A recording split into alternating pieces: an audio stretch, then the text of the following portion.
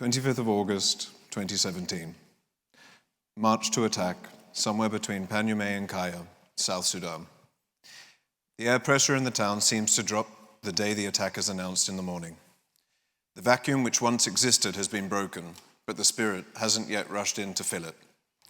It went from daylight to darkness quickly, and soon a sliver of moon has risen amongst heavy clouds. From dancing to darkness had taken only an hour. Now we followed the silhouettes in front of the tall grass, down through the silent valleys with the heavy air, and then up again where a cool breeze from the approaching storm made the grasses sway. It was silent except for the footsteps of 20 men, dark except for the moon, hidden now by clouds. War is measured in absolutes, in men lost or killed, in towns taken or overrun. Politicians might play with the numbers, but we know the sadness of missing faces, the satisfaction of victory, the strength of sensations of a life lived on the cusp of death, a life that is itself immediate, and of which we are conscious of the fatal absolutes that can always end it. We also know the absoluteness of friendships forged in battle, the trust and the absolute knowledge that you can turn for support to the person to your right or left.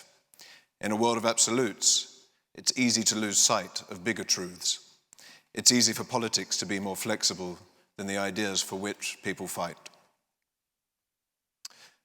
Those words were written by my cousin, British-American journalist Christopher Allen, when he was embedded with the Sudan People's Liberation Movement in opposition, the SPLMIO. He was killed in the early hours of the next day, before he got the chance to file any reporting from South Sudan. Whilst Chris opined on the absolute nature of death and war, he neared his entry into the imprecise and obscure realm of politicized killings, the flexible politic about which he wrote. Chris was only 26 when he was killed.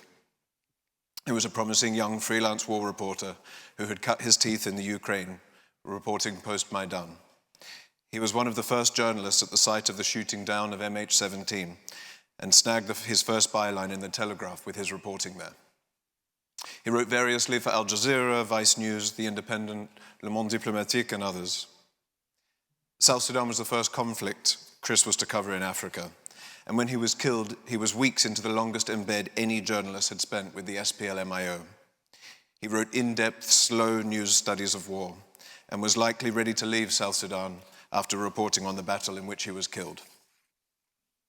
Shortly before Chris was killed, 2 Reuters journalists joined the embed, and they walked overnight to Kaya, one of the key border towns into Uganda. As the battle began, Chris followed one group of fighters, along with his appointed security person, and the Reuters journalists followed a different group. The battle did not last long, and Chris was killed probably less than 40 minutes after it started. Chris appears to have been deliberately targeted, despite being clearly unarmed and carrying only a camera. His deliberate targeting constitutes the basis of one of the war crimes for which we are now pursuing accountability. Shortly after his killing, pictures then appeared online of Chris dead and stripped naked in an affront to his dignity, evidence of a further war crime which must be prosecuted. Chris's killing is one of many hundreds of thousands that have taken place in South Sudan, and he is one of at least 10 journalists that have been killed with impunity since the civil war broke out there in December 2013. Chris is also one of the 968 journalists that, according to Reporters Without Borders, have been killed over the past 10 years, with at least 415 of these in conflict zones and at least 145 of these cases being freelance journalists. When we campaign for justice for Chris, we are campaigning for those he represents, those killed with impunity during South Sudan's ongoing civil war, which remains one of the most underreported civil conflicts, the intrepid war reporters who continue to represent a high number of the journalists killed each year around the world, and the courageous freelancers who make up an increasing number of those reporting from conflict zones as media outlets become more risk-averse about sending their own staff to such places, but continue to benefit from the reporting from these areas, reporting that remains in the public interest. Chris's case is emblematic of the threats faced by journalists in many ways, but our campaign for justice has not been easy. Because he was a freelancer, no media organization stepped in to assist our family or help to campaign for justice. Because he was a dual national, he seems to have received less attention, not more, from either the US or UK governments. For more than 2 years, the very institutions that are meant to act for the protection of journalists and broader press freedom simply failed. The killing was reported in the days that immediately followed, but quickly lost momentum. A year after his death, I wrote about the difficulties raising this case in the media or with governments. Only when Reporters Without Borders took on the case late last year and subsequently enlisted the support of a team of barristers from Doughty Street Chambers did the possibility of progressing our fight for justice arise.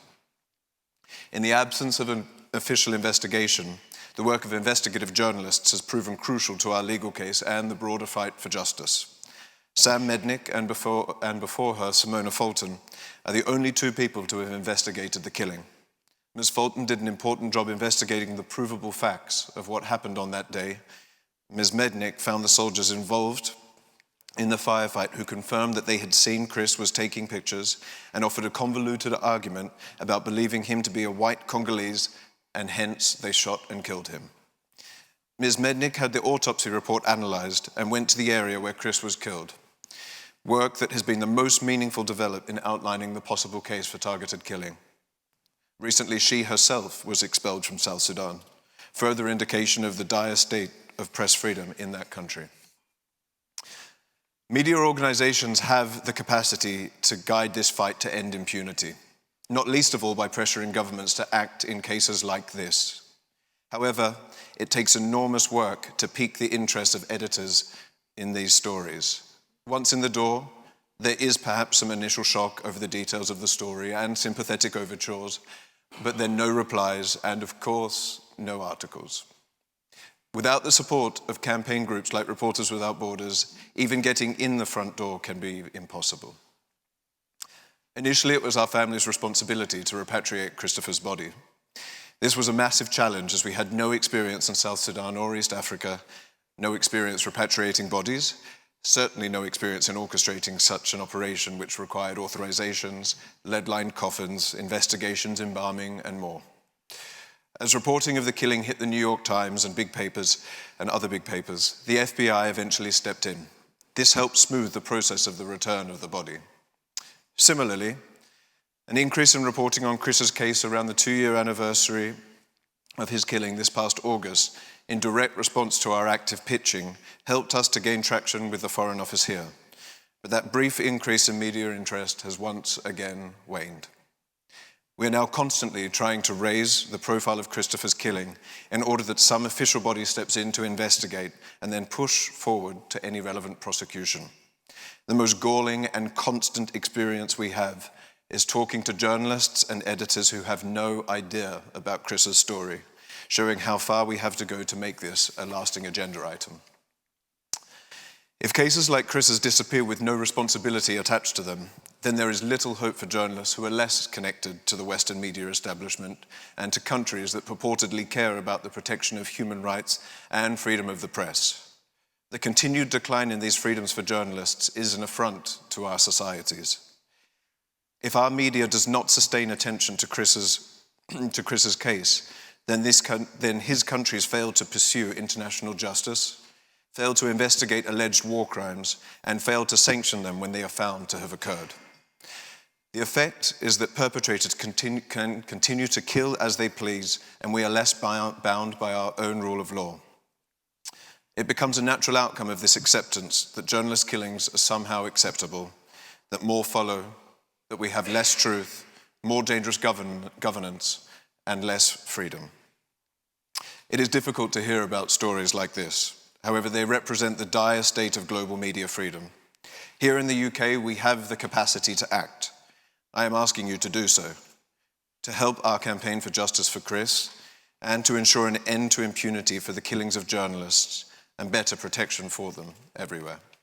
Thank you.